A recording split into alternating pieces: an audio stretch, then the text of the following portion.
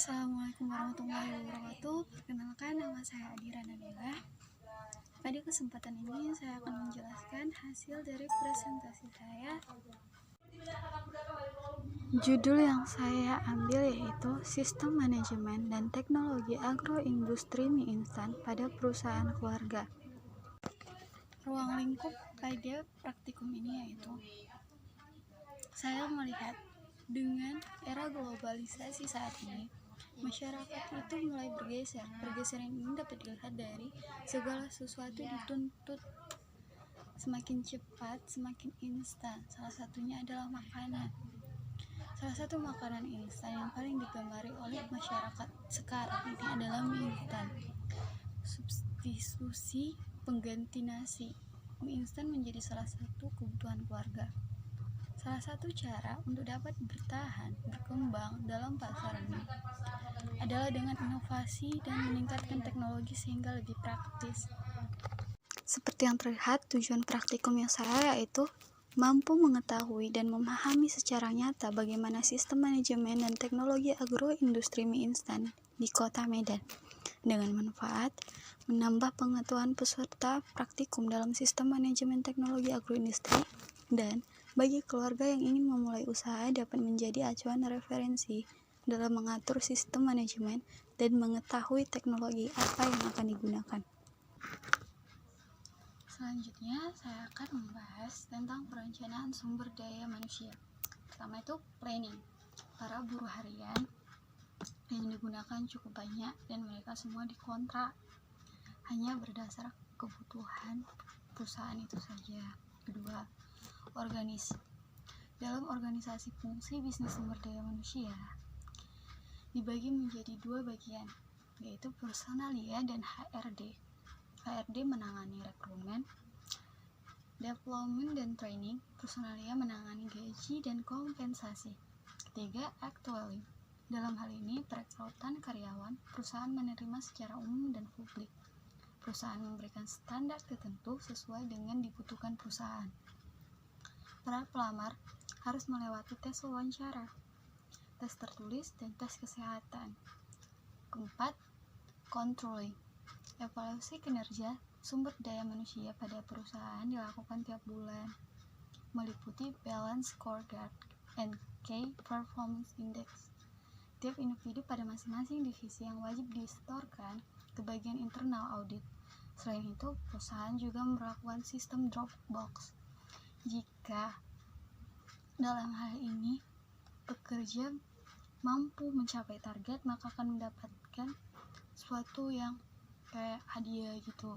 Kalau misalnya nggak sampai target, maka akan dikurangi gaji. Teknologi yang digunakan dalam pembuatan mie instan yaitu antara lain mixer, roll press, steaming machine, frying machine, cooling box, dan Asian granule packing machine. Pemasaran mie instan dengan merek Salami ini akan memasarkan atributnya dengan menggunakan rasa bawang, kemasan kuning.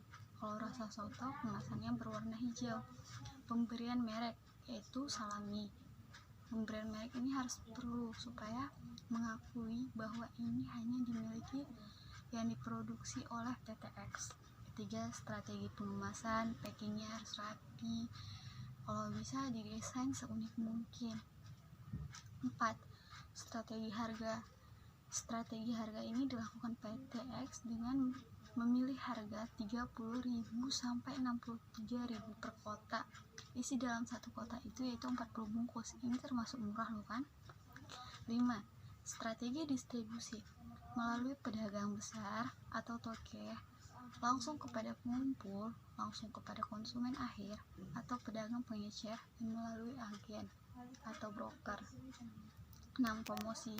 PTX menggunakan periklanan atau advertising, penjualan pribadi atau personal selling, promosi penjualan, seller promotion, dan publisitas atau publicity, kayak iklan-iklan gitu.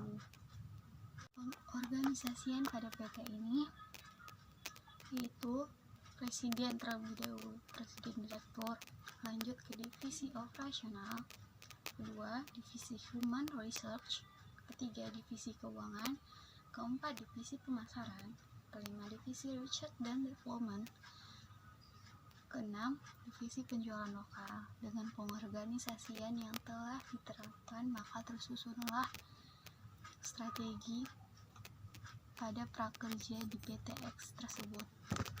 Pelaksanaan proses kegiatan pada agroindustri yaitu pertama mixing atau pencampuran. Semua bahan akan dicampur dengan menggunakan mesin mixing sehingga akan teruleni dengan rata dan akan semakin lembut. Kedua, pressing atau pengepresan. Di sini mie tersebut setelah dibentuk-bentuk akan dipres sedemikian rupa sehingga tidak ada lagi mengandung air yang terlalu banyak.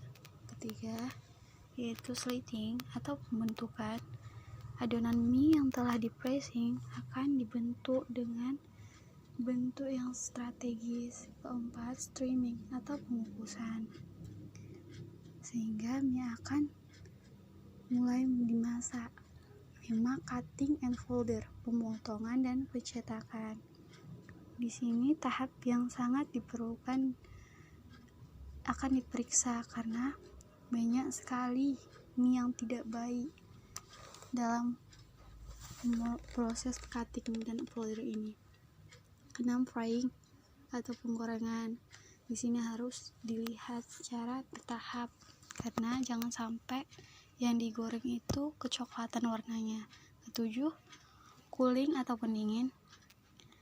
Seperti yang kita ketahui,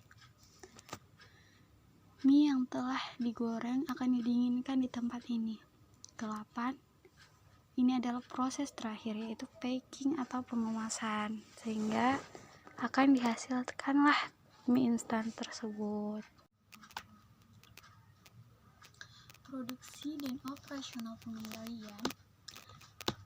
Dalam hal ini saya akan mengambil poin-poinnya, yaitu lebih mementingkan kualitas rasa dan produk harus terjaga dan kebersihan harus sesuai dengan standar ISO yang telah kami dapatkan, yaitu ISO 22000 dalam makanan. Uji quality control untuk menjaga kualitas produk.